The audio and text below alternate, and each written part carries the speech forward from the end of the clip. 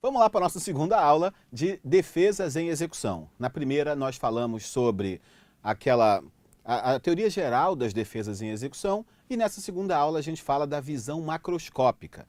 Ou seja, eu vou fazer um quadro comparativo aqui atrás, eu vou desenhar um quadro comparativo com vocês com as informações mais importantes que mais são cobradas em prova.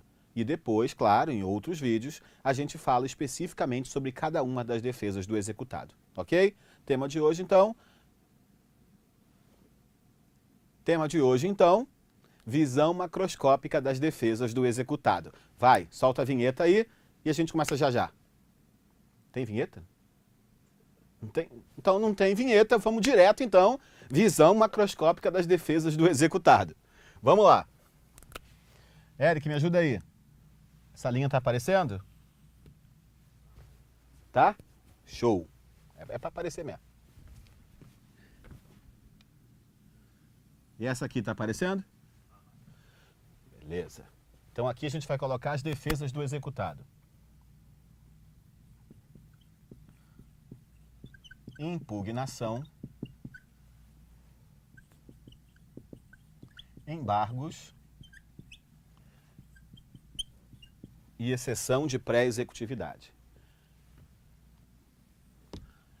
E para cada uma delas, nós vamos fazer as características, as informações que mais são cobradas.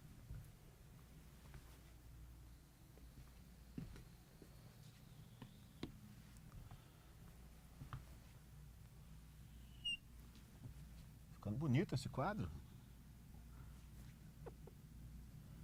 Aqui as espécies de defesa, para baixo.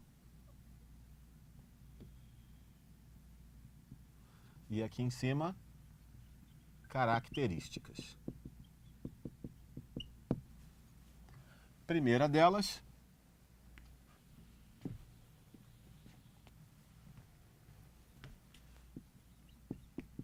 onde elas podem ser oferecidas.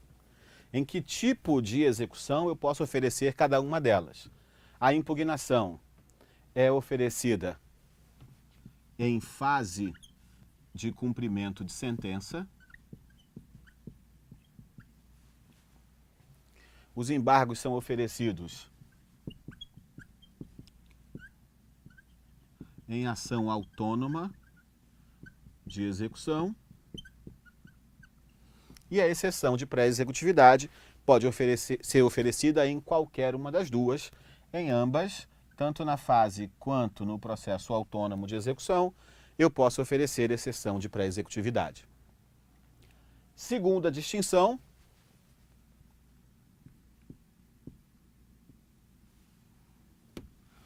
prazo para... Eu sou uma pessoa que sabe fazer linhas retas com uma maravilha, né? Olha que beleza. Prazo para oferecimento. Prazo da impugnação, 15 dias.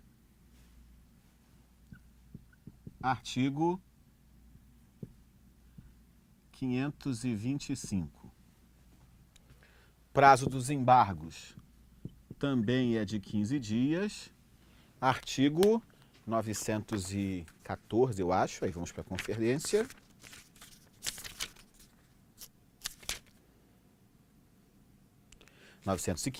Perdão.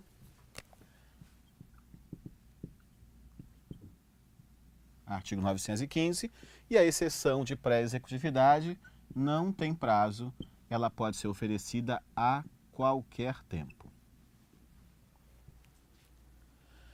Terceira característica, matérias que podem ser alegadas. E aí, percebam uma coisa, eu não estou explicando cada uma dessas características. Eu estou fazendo apenas a visão macroscópica, eu estou fazendo um quadrinho, porque depois que vocês assistirem às aulas específicas de impugnação, de embargos e de exceção, esse quadrinho vai servir como um lembrete, como olhar na véspera da prova, olhar no ônibus indo para a prova, etc.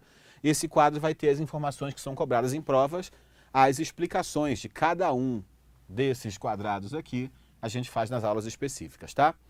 Matérias que eu posso alegar em sede de impugnação. E aqui tem uma característica. Não é qualquer matéria que eu posso alegar em sede de impugnação. Abram o artigo 525. 525, caput. Não é o caput, é o parágrafo, mas começamos pelo caput. 525. Transcorrido o prazo previsto no artigo 523, sem o pagamento voluntário, inicia-se o prazo de 15 dias, 525, para o oferecimento de impugnação. Parágrafo 1º. Na impugnação, o executado poderá alegar. E aí vem 7 incisos com as matérias que podem ser alegadas em sede de impugnação. Então, existe um fenômeno aqui na impugnação chamado reserva de cognição. O que significa isso? Cognição é sinônimo de conhecimento, lembra? Processo de conhecimento, processo de cognição, processo cognitivo. Então, reserva de cognição significa a cognição do juiz está reservada para apenas algumas matérias. Só algumas matérias podem ser alegadas em sede de impugnação. Essa reserva de cognição está prevista no artigo 525, parágrafo 1º. Por que existe reserva de cognição em sede de impugnação? Falaremos disso numa próxima aula, na aula específica sobre impugnação, que eu acho que até o próximo vídeo. Para os embargos, tem um artigo específico sobre isso. Abram aí o 916. Chutar sempre dá errado, né? 917, estou errando por um todas. Nos embargos, artigo 917. Nos embargos à execução, o executado poderá alegar. E aí vem 6 incisos. Parece nitidamente que eu também tenho reserva de cognição para os embargos. Parece, porque tem a mesma regrinha do 525, parágrafo 1º. 917, nos embargos à execução, o executado poderá alegar. Mas dá uma olhadinha no inciso 6. Qualquer matéria que lhe seria lícito deduzir como defesa em processo de conhecimento. Então, eu não precisava nem do 917. Qualquer matéria pode ser alegada em sede de embargos, 917, inciso 6º do CPC. E na exceção de pré-executividade, eu posso alegar questões de ordem pública ou questões de ordem privada, desde que eu tenha prova pré-constituída. O que é prova pré-constituída? Significa que toda a prova que eu precisar para demonstrar as minhas alegações em sede de exceção de pré-executividade já foram produzidas antes mesmo de eu oferecer a exceção de pré-executividade e elas estão todas juntadas com a minha petição da exceção. Tecla SAP dessa prova pré-constituída.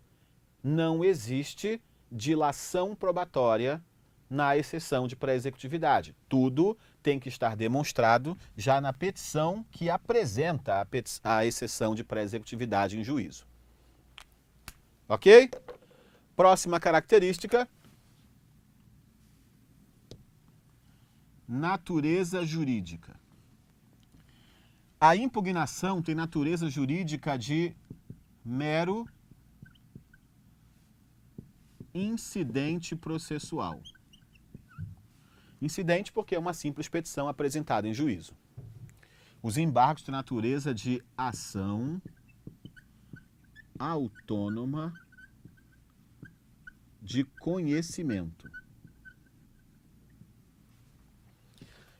E a exceção de pré-executividade tem natureza jurídica também de mero incidente processual, também é apresentada em juízo através de uma simples petição. Ok? Por último, que eu vou colocar em vermelho só para não confundir aqui com preto, mas não tem nada de especial. Por último,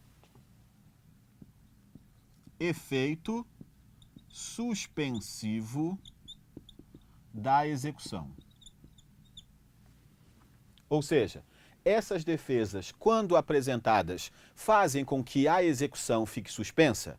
Quando eu impugnar a execução que eu impugnei fica suspensa ou continua andando? Quando eu embargar a execução execução embargada continua andando ou será interrompida, fica suspensa? A mesma coisa com exceção de pré-executividade. Vamos lá. Impugnação não tem efeito suspensivo automático.